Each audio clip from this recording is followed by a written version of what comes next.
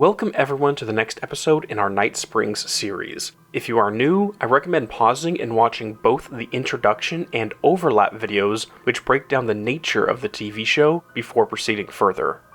While in the Dark Place, Alan worked on a new set of episodes designed to be a vehicle of escape. In doing so, he collaborated with another in the process. I'll turn it over to this new host for introductions. Enjoy. Young woman on a mission to save a missing loved one. Desperately trying to stay one step ahead of the shadowy government agents hunting her.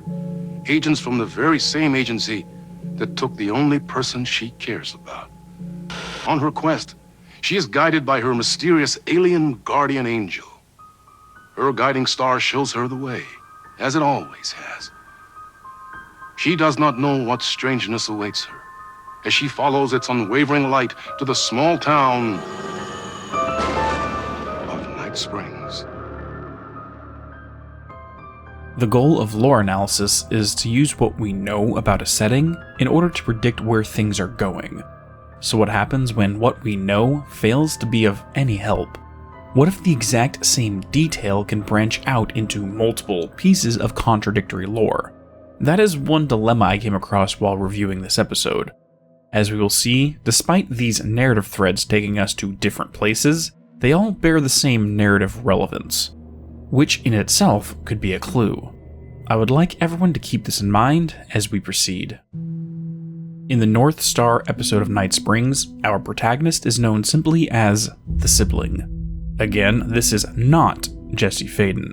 The narrative overlay between the episode's characters and the real-life alter ego is apparent. Both are looking for their lost brothers who were abducted by a shadowy government agency. Both have a guiding star that aids them. The major difference in the story of Jesse and the Sibling is the setting. Instead of entering the oldest house, the Sibling finds herself in a twisted version of Coffee World. However, unlike the last episode, Number One Fan, we don't have a one-for-one comparison. As mentioned in the intro, the thematic and narrative overlays can be interpreted in multiple ways, but they are so seamless it feels as though Alan may be bringing attention to how different organizations and entities behave in similar ways within the setting. To get an idea of what I'm talking about, let's first head to the gazebo and speak to the sheriff. The Sibling meets a character who appears just like Tim Breaker, but is only referred to as the sheriff. Again, not Tim himself, but an echoed variant of his. This conversation plays in a very similar manner to Jesse's first meeting with Emily Pope, the Sibling wondering if she could lie about who she is and her business in Coffee World. On top of this, it marks the first time we see variants of Jack Joyce and Beth Wilder meeting one another in the aftermath of the events of Quantum Break. The reason for this character also being a local sheriff comes down to Alan's attempt to maintain realism. In the American Nightmares version of the Return manuscript, we get an explanation of this. To change reality, you nudge it into the right direction. Your version of it is there, waiting. It wants to come true. All you need to do is help it achieve its potential. The devil is in the details. You change the details of the scene to match those on the page. If you get the details right, if you achieve that critical mass, the shift will come, and the rest of your new reality overrides the existing paradigm. The lie, no matter how outrageous, is now the truth. Omniscient Alan sees Tim Breaker as the sheriff of Bright Falls. As a result, he casts him as a sheriff as well. Even the patch on his jacket is an image of a stag, which is important to Bright Falls. This detail is intended to match his Night Springs story with reality. It is the same reason why the waitress held the same job as Rose, and the Sibling has an almost identical backstory as the real-life Jesse Faden. The more little details like this there are, the more likely the story is to achieve its critical mass. The sheriff explains that someone is putting something in the coffee which turns the people into coffee monsters. The transformation makes the victim look identical to the taken. They even react to a flashlight. Could this simply be an echo of the dark presence taking over people? While it is easy to say yes, let's continue on. It is a little more complicated than this. We are advised to head to the warehouse to investigate what is going on. Before we do, however, there is an interesting detail. On a bench under the gazebo is a missing persons report for a Jacob Flemson. The man was last seen hiking in Night Springs National Park. He was clothed in a dark shirt with a rock band logo, a flannel overshirt, and jeans. Weirdly enough, the jeans and the flannel overshirt exactly match the clothing that Alan was wearing during An American Nightmare. The only difference is the white shirt changed out for the black one. While there is no evidence to confirm or deny this, it is possible the rock band logo may be the old gods of Asgard, or possibly their tribute band Stonecrow. In 2016, this band traveled the country on their Balance tour and visited Bright Falls. Again, no way to say for sure either way. With that said, the sibling travels to the warehouse and is mandated to discover the fourth word in the coffee company's mission statement.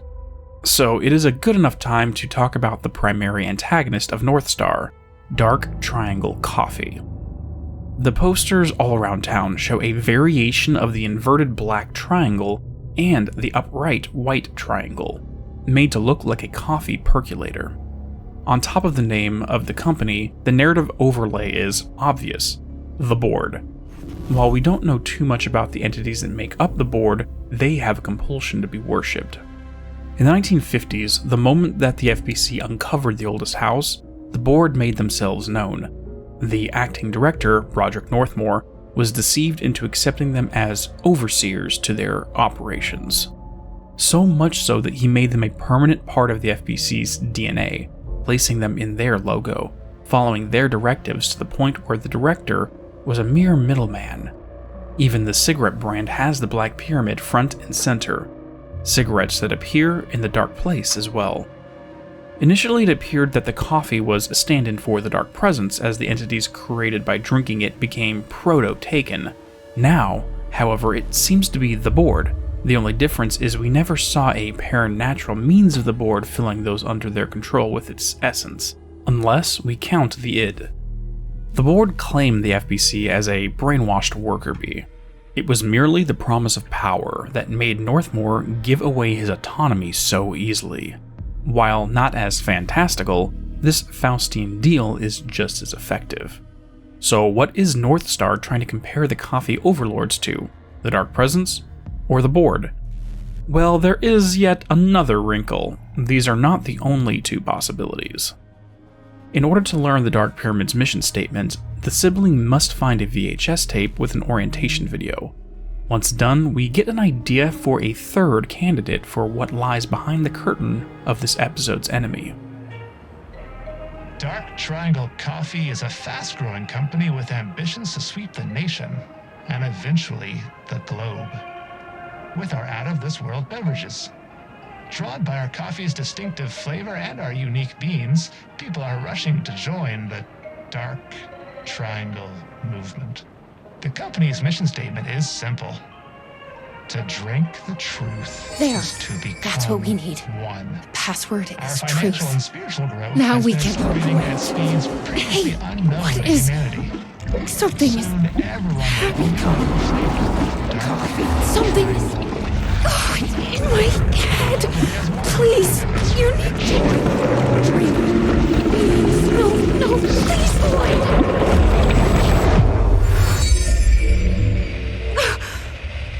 You stopped it. That was awful. Immediately, she feels as though something is taking over. The visual effects and impact is identical to what Jesse experienced at the start of Control, only with a green light instead of the crimson red of the hiss. Oddly enough, the mission statement of "to drink the truth is to become one" may be echoed in the hiss chant. Cracks and the truth will emerge out of you. You are this to be true. The truth of this hostile energy being forced upon the listener, or in this case, the drinker. This North Star is luckily able to resist the mind virus just like Polaris did, but if this type of thing is associated with Black Pyramid coffee, it offers yet another possibility for what this episode's antagonist is. As an extra parallel, this threat did not always reside within the setting. Just like the Hiss are recent visitors to the oldest house, Black Pyramid Coffee is relatively new to Coffee World. On the schedule in the ticket booth, it states that as of Friday the 21st, Coffee World will be closed down until further notice. Elsewhere, we see information that the place will be opened only at night in order to bring in new customers. The place appears to have come under new management and encouraged the staff to push the new Dark as the Void blend, enforcing mandatory tasting parties where the workers were encouraged to bring their family and friends, spreading like a virus. So now we have 3 possibilities. Is it the hiss, the board, the dark presence, none of the above, or a mixture of all 3? All of them have some form of overlapping ability to take over the minds and bodies of their victims, whether that be using darkness, a viral resonance, or the simple promise of power. In the metaphor used here in Night Springs, the process of being forced under control of one of these entities is percolation, the filtering of liquid through a porous material. The process of passing the fluid through the coffee grounds to transmute it from water to something else. An apt analogy for a person being polluted by an extra-dimensional entity. That being said, with the password now known, the sibling returns and is given another task, one that sends her to the brewing machine to determine the optimal brewing temperature. This is where we need to bust out our tinfoil hats. This may be completely wrong, but it was too interesting not to mention. In the instructions for brewing the perfect cup of coffee, we are given clues that act as simple number riddles. But one of them has something peculiar. The clue for the optimal roasting temperature is the number of light years between Earth and planet X13. At this point in the Remedyverse, stories set in space are limited to the events of the From Mauro AWE, also the relationship the FBC has with NASA, providing them with black rock material to align the space shuttles. No mention of other planets or deeper space exploration are yet explored. As a result, I googled planet X13 to see if it is a reference to something else in literature. Luckily, I got a hit. In an old comic strip, Calvin and Hobbes. For those who didn't grow up on these, Calvin is prone to flights of fancy and tends to create alter egos for himself, exploring these fantasies in his head. One of his most prominent alter egos is a character named Spaceman Spiff. With this alter ego, he battles various aliens, imagining his teachers, parents, or other kids at school as these creatures. Planet X13 exists within the Spaceman Spiff universe and houses a fortress for one alien species called the Zorg. Now, why would the optimal roasting temperature for Black Pyramid coffee be connected to a fictional planet that exists within the imaginations of a child? All of this occurring in a real-world comic strip. It's just random. Looking around this twisted version of Coffee World, it gets weirder. If we head out to the front gates, what do we find on the neon sign? The logo with a big rocket ship in the center blasting off into space. More rockets border the gate. Whether this is intended to hint at the origins of the Black Pyramid coffee overlords, or I'm completely nuts and reading too much into this, who knows? But with entities like Fra in existence, is it possible in Night Springs this is where the Black Pyramid Company originated? Weirdly enough, there is even more evidence to suggest this. After returning to the warehouse with the optimal brewing temperature, the sibling is given a final task, to drink the Dark as the Void coffee. After tasting it, the North Star returns to protect her from its effects. But there is something that lingers. She can now understand their language. Throughout her time in the amusement park, little caches of supplies can be found all over, scraps of paper taped to the top. Before drinking the coffee, they are written in various triangle-related glyphs. Afterwards, however, she reads them in plain English, similar to how Jesse can understand the language of the Black Pyramid intuitively after picking up the service weapon. Once translated, they read like memos passed between those responsible for this invasion. Of course, this echoes the cult of the tree passing secret messages in their own cult stashes. But this cult is a little different. While they can be found at random, I'll put them in what I feel to be chronological order. They move so stiffly. They do not flow like the blend. We should copy, blend in. They are thirsty. We can quench them. The percolation begins. Some are upset by the percolation, yet they enjoy the blend. The next stage is imminent. Direct the person to Sealed Park. Share the signal, the mug has come. The mug senses an intruder coming. Prepare. The idea that they will copy the bodies of humans to blend in makes me think of Invasion of the Body Snatchers, an otherworldly thing taking on the form of humans. Once in control of Coffee World, this is when they shut down the daily operations and opened only at night, as we mentioned earlier. They slowly took over the people, their signal getting stronger until what they refer to as the mug arrived. They also sensed the Sibling coming and set up defenses.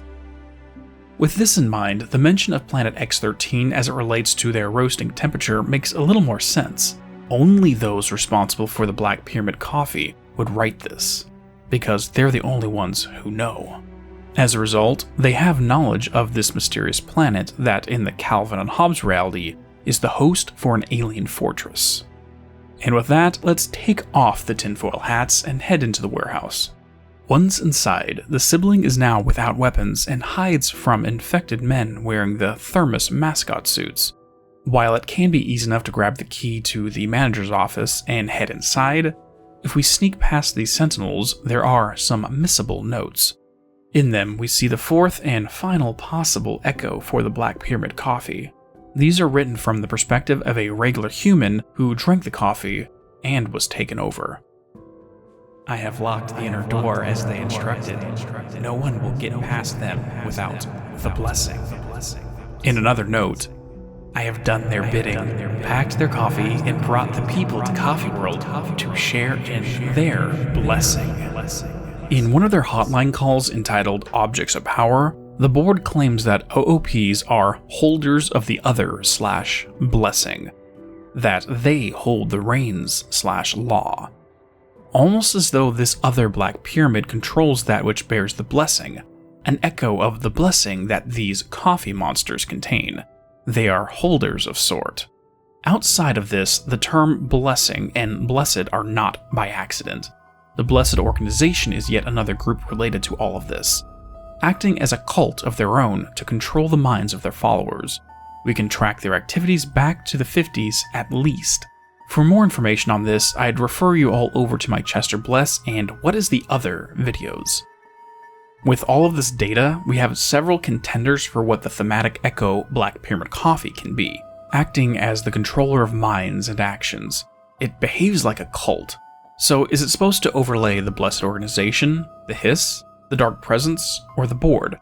Or all of them at once, simply referencing every group or entity that behaves in this manner? Could it relate to literal extraterrestrial entities? If contained to Night Springs, this is one thing, but if it echoes to other realities, what does this mean? Regardless, let's send the Sibling into the manager's office now. There we find that in her absence, the sheriff had become infected and attempts to get her to drink. Down in the basement, we find this room full of constellations in the form of mugs and thermoses, coffee-related items. A symbol of the two pyramids return here. It forms a hierarchy of cosmic entities. Within the inverted Black Pyramid at the top is the mug itself.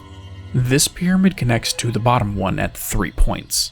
Down in the White Pyramid are two figures shaped like coffee thermoses, directly receiving something from the mug. Likely the priests of this little cult, so to speak. Below them, this blessing trickles down to regular people who have become infected by the coffee. Kind of like Chester Bless being the so-called priest and influencing those below him. A literal pyramid scheme, spreading out this entity's influence. From what I can gather, those within the top pyramid are extra-dimensional, while those in the bottom pyramid exist in manifest reality. It makes me worry for best boy Barry Wheeler, considering he fell into the cult under Chester Bless.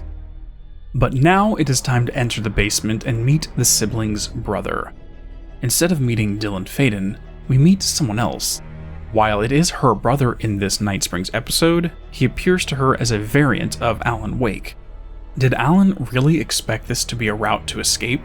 Tapping Jesse Faden on the shoulder and creating a Night Springs episode where he uses her to rescue him believing that he is in fact the brother she has spent most of her life looking for. If he did, it failed. I find it likely, though, that even with the failure, this little escapade caused a bit of transference onto Alan. All of the emotions the real-life Jessie felt towards her brother, the drive to rescue him, could have been redistributed onto Alan as well. This is done by conflating the two characters in her head. So by the time he invited her into his story, she had that little extra fire to do what was needed. Unfortunately, due to the building lockdown, Jessie was not available to leave and rescue him. As a result, he could have directed his attention towards Saga to perform this task. All in all, this episode of Night Springs does not feel as though it was trying to overlap with any one thing. I think we have spent so much time looking for one-to-one echoes that we forget about thematic comparisons which can be applied to various different stories that already exist in the RCU. One idea can filter into multiple stories, just like we see the mug filtering down to those below it. Multiple pathways for multiple stories. We have to keep in mind that this connected universe has more branches than one. If all of these entities rhyme and behave like echoes to one another, then by the rules of this multiverse, they may have been inspired by the same thing. An origin point that all of these stories grew from. A seed. With time being meaningless, we can't go with what came first chronologically. The future can inspire the past, and vice versa. If this is the case, and that is a big if, what is the original entity that inspired all these others? And will we ever get a chance to see it? Normally, I would end the video here, but after putting on the tinfoil hat again, I have one last thing that may bust open another thought train. If this seems crazy, it's only because I started drinking the coffee. I have one question for you all. What is the specific brand of coffee that causes the brainwashing effect? It is called Dark is the Void. It turns people into monsters that fear light, a void being the absence of anything, including light. Even though I said earlier that Remedy hasn't had a true space adventure in their IP repertoire, that is not entirely accurate. Remedy actually has proposed space shooter adventure game called Void. For more information on this, check out my recent video on how Max Payne set up the Remedy connected universe. According to a statement made in the 90s, this spacefaring adventure took place in a dark universe. While the game didn't get picked up for production, it made an appearance as a TV show in Max Payne 1. Is it possible that the alien invasion linked to the Black is the Void coffee is actually related to something that happens inside the Void universe? A universe that has not yet been explored, so the contents of it are completely unknown to us as the audience. Or has spending too much time in Coffee World driven me a bit loopy, seeing things that don't exist? I'll leave it at that and let our former sheriff turned coffee monster have the final word. Try the coffee. It's hot and dark. Darker than the darkest void. What could be better? A conspiracy within a conspiracy. How can one expose a lie when the truth exists beyond our wildest imagination? Who can ever truly know how deep the rabbit hole goes in Night Springs?